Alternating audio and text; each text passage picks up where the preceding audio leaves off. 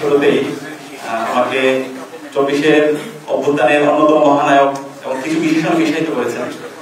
তো আমি নিজেকে কোনো নায়ক অথবা কোনো মাস্টার মাইন্ড অথবা অন্য কোনো বিশেষণে বিশেষিত করতে চাই না। আমি একজন নিজেকে কর্মী হিসাবে আপনাদের সামনে নিজেকে পরিচয় দিতে চাই। আমাদের এই 24-এ যে আমরা আন্দোলন করেছি, 24-এ ছাত্র জনতা অভ্যুত্থান হয়েছে, আজকে যে আমরা আজাদী পেয়েছি, এখানকার মূল মাস্টার মাইন্ড হচ্ছে আমাদের শহীদেরা, আমাদের গাজীরা।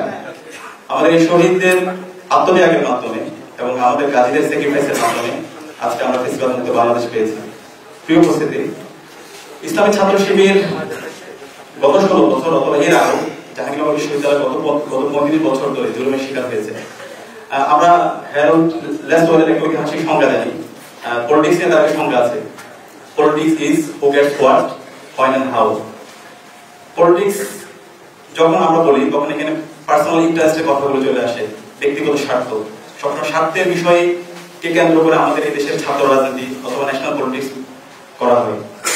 কিন্তু আমরা যদি ইসলাম ছাত্র শিবিরকে দেখি, আমরা অনেক ক্ষেত্রে কনভেনশনাল যে পলিটিক্স অথবা ছাত্র সংগঠন তারা যেভাবে রাজনীতি করে, সেই রাজনীতির সাথে আমরা ইসলামী ছাত্র শিবিরকে অনেক ক্ষেত্রে গুলিয়ে ফেলি। আমাদের ইসলামী ছাত্র শিবিরের রাজনীতি একটু বোঝা দরকার, ইসলামী ছাত্র শিবির কিভাবে রাজনীতিটা করে। তো আমি একটু চেষ্টা করবো বিভিন্ন পার্সপেক্টিভ থেকে, ডাইমেনশন থেকে ইসলামী ছাত্র শিবিরের রাজনীতিটা আপনাদের সামনে সংক্ষেপে তুলে ধরার জন্য। তো ইসলামী ছাত্র শিবির তার প্রতিষ্ঠা শুরু থেকে, আপনারা সবাই জানেন 1977 সালের 6 ফেব্রুয়ারি ঢাকা বিশ্ববিদ্যালয় কেন্দ্রীয় কমিটি থেকে প্রতিষ্ঠিত হয়েছিল। ইসলামী ছাত্র শিবির প্রতিষ্ঠার পর থেকে পার্সোনাল ইন্টারেস্ট অথবা ব্যক্তিগত স্বার্থ, এই ধরনের স্বার্থকে জলাঞ্জলি দিয়ে সবসময় ন্যাশনাল বিল্ডিং এর দিকে ফোকাস করে কাজ করে গিয়েছে। ইসলামী ছাত্র শিবির কিভাবে ন্যাশনাল বিল্ডিং এর কাজ করেছে আমি আপনাদের সামনে তুলে ধরছি কয়েকটা পয়েন্টের মাধ্যমে। আপনারা জানেন 1971 সালে দেশের স্বাধীনতার পরবর্তীতে এখানে অনেকগুলো শিক্ষা কমিশন হয়েছে।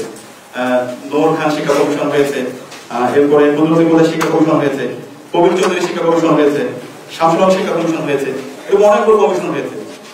প্রত্যেকটি শিক্ষা কমিশনের মাধ্যমে আমাদেরকে যেভাবে শিক্ষা দেওয়া হয়েছে, আমাদের এই শিক্ষার মাধ্যমে আমরা প্রো লিবারেল প্রো সেকুলার শিক্ষা ব্যবস্থা অভ্যস্ত হয়েছে।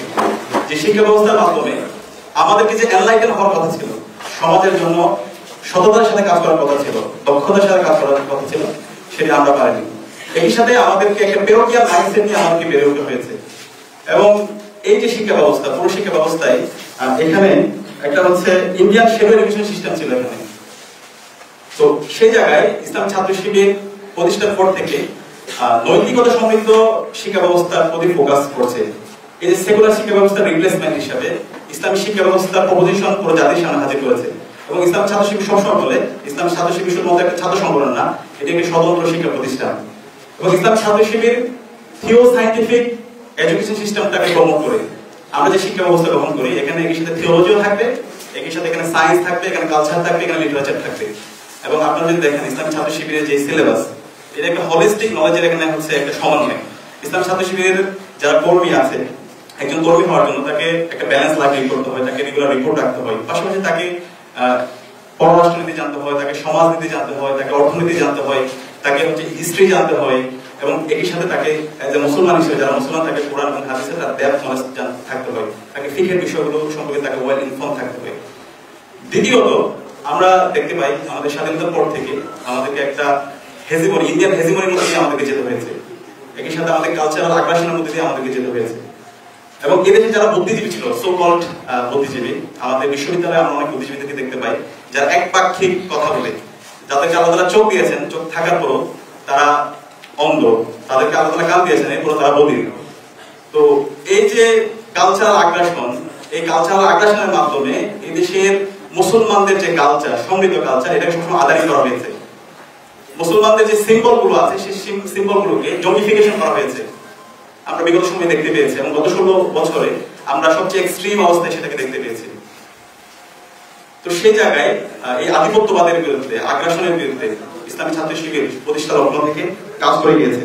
ইসলামী ছাত্র শিবিরের যে মাল্টি কালচারাল বেসমেন্টটাকে ওন করা, ইউনিটি ডাইভার্সিটিকে ওন করা, সেটা সবসময় ইসলামী ছাত্র শিবির তার লিটারেচারের মাধ্যমে, তার অ্যাক্টিভিটিসের মাধ্যমে ইসলামী ছাত্র শিবির সবসময় সমাজের মধ্যে হাজির করেছে। ইসলামী ছাত্র শিবির আপনারা যদি 24 ছাত্র জনতার অভ্যুত্থান দেখেন, এখানে সকল মতের, সকল পদের, সব ধরনের মানুষরা ছিল। সবাইকে একত্রিত করে এমন কিছু কর্মসূচি প্রণয়ন করেছে যেখানে কোনোভাবে যেন আদারিং না হয়, যেখানে কেউ যেন কর্মসূচিগুলোকে নিজের না ভেবে নিজেদের মধ্যে হচ্ছে ফ্র্যাকশন হয় এমন কোনো হচ্ছে কর্মসূচি নির্ধারণ করে নেয়।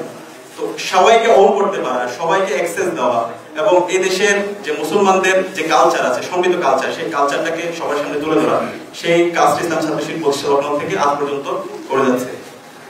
তৃতীয়ত আপনাদেরকে আমি বলবো, আমাদের বর্তমান সময়ে আমরা যেটা দেখতে পাচ্ছি ট্রান্সবর্ডার সিকিউরিটি কনসার্ন। আমরা আমাদের বর্ডারগুলোতে প্রতিনিয়ত আমরা আমাদের ফেলানি লাশ দেখতে পেয়েছি। গত 16 বছরে আমাদের বর্ডারে প্রায় 450+ আমাদের ভাই বোনদেরকে আমরা হারিয়েছি, হাজার হাজার মানুষ আহত হয়েছে। এবং আমাদের যে ন্যাশনাল ইন্টারেস্ট, ভারতের সাথে আমাদের যেভাবে ডিল হওয়া উচিত সেই ডিলটা আমরা করতে পারিনি। আমাদের ন্যাশনাল ইন্টারেস্টের কথা ভুলে গিয়ে তাদের সাথে আমাদের প্রভূত সম্পর্ক ছিল, তাদের সাথে চোখে চোখে কথা বলা, সেটা আমরা করতে পারি না। ইসলামী ছাত্র শিবির প্রতিষ্ঠা লগ্ন থেকে এই আধিপত্যবাদের বিরুদ্ধে বর্ডার সিকিউরিটি ইনশিওর করার জন্য কথা বলে গেছে। এবং এই কথা বলার কারণে ইসলামী ছাত্র শিবিরের প্রতিষ্ঠাকালীন সভাপতি কামরুজ্জামান ভাই এই আধিপত্যবাদের বিরুদ্ধে, আগ্রাসনের বিরুদ্ধে কথা বলতে গিয়ে তাকে জীবন দিতে হয়েছে। ইসলামী ছাত্র শিবিরের সেক্রেটারি ছিল কামরুজ্জামান, শহীদ কামরুজ্জামান, ওনাকে জীবন দিতে হয়েছে। এবং আমাদের শহীদ নেতৃবৃন্দ যারা ছিল তাদেরকে জীবন দিতে হয়েছে। তারা তাদের মূল কনসার্ন ছিল তারা এই আধিপত্যবাদের বিরুদ্ধে, আগ্রাসনের বিরুদ্ধে, বর্ডার সিকিউরিটির জন্য, ন্যাশনাল ইন্টারেস্টের জন্য তারা আজীবন কথা বলে গেছে। তো ইসলামী ছাত্র শিবির সবসময় দেশের স্বাধীনতা, সার্বভৌমত্ব, অখণ্ডতা প্রশ্নে সবসময় আকর্ষণ ছিল। চতুর্থত, শিবিরের যে ওয়েল অর্গানাইজ ডিসিপ্লিন এবং এটা যে ইন্ট্রা ডেমোক্রেসি প্র্যাকটিস, এটা আপনারা যদি দেখেন, এটা কোনো সংগঠনকে আপনারা দেখবেন না। ইসলামী ছাত্র শিবিরের কখনো কমিটি নিয়ে বাণিজ্য হয়েছে, এটা কখনো আপনার প্রতিষ্ঠা থেকে আজ পর্যন্ত কখনো দেখতে পাবেন না। আমরা এখন দেখতে পাই বিভিন্ন ছাত্র সংগঠনের 10 বছর ধরে কমিটি নাই, কমিটি হওয়ার পরে বিভিন্ন গ্রুপিং আমরা দেখতে পাই এবং বিভিন্ন জায়গায় বিভিন্ন বিস্ফোরণ আমরা দেখতে পাই। কিন্তু ইসলামী ছাত্র শিবির ইতিহাসে আপনারা এই ধরনের কালচার কখনো দেখতে পাবেন না। এবং ইসলামী ছাত্র শিবিরের যে ইন্ট্রা ডেমোক্রেসি প্র্যাকটিস, প্রতি বছর নির্ধারিত সময়ে এখানে নির্বাচন হয়, তৃণমূল থেকে একদম উপশাখা থেকে কেন্দ্র পর্যন্ত নির্বাচন হয় এবং এই নির্বাচনের মাধ্যমে শিবিরের সদস্যরাই তাদের নেতা নির্বাচন করে থাকে। আমরা আমাদের বাংলাদেশের পলিটিক্যাল কালচারে ছাত্র সংগঠনগুলো দেখতে পাই, মেজর পলিটিক্যাল পার্টিগুলো তারা সিগনেচার করে তাদের নেতা নির্বাচন করে থাকে, তাদের নেতা মনোনয়ন দিয়ে থাকে। কিন্তু ইসলামী ছাত্র শিবির কখনো দেখবেন যে এখানে কোনো লেজুর ভিত্তি করতে। আমরা লেজুর ভিত্তিতে ছাত্র রাজনীতি কৌশল গত 16 বছর অথবা এর আগেও দেখতে পেয়েছি। ছাত্র সংগঠনগুলো মেজর পলিটিক্যাল পার্টির তারা পেট্রো বাহিনী হিসেবে ব্যবহার করেছে। কিন্তু ইসলাম ছাত্র শিবির সবসময় শিক্ষার্থীদের যে দাবি দেওয়া আছে সেটাকে ফোকাস করে ইসলাম ছাত্র শিবির কাজ করে গিয়েছে।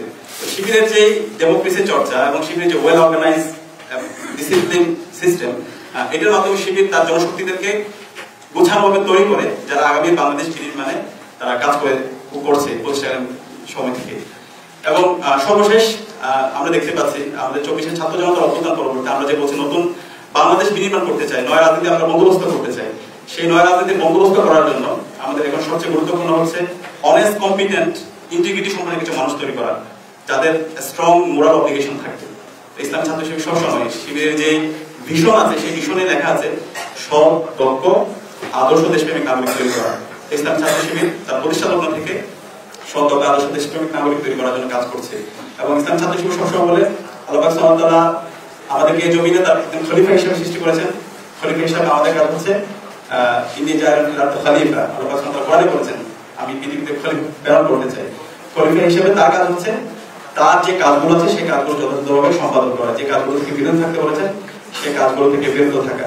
ইসলামী ছাত্র শিবির একজন যুবককে তাকে নৈতিকভাবে তাকে শক্তিশালী করা, তার আর্থিক এবং আধ্যাত্মিক উন্নয়নের জন্য তাকে মোটিভেশন দেওয়া এবং তাকে আগামীর জন্য প্রস্তুত করার জন্য যে কর্মকাণ্ডগুলো দরকার সেই সকল কর্মকাণ্ড ইসলাম ছাত্র শিবির করে থাকে।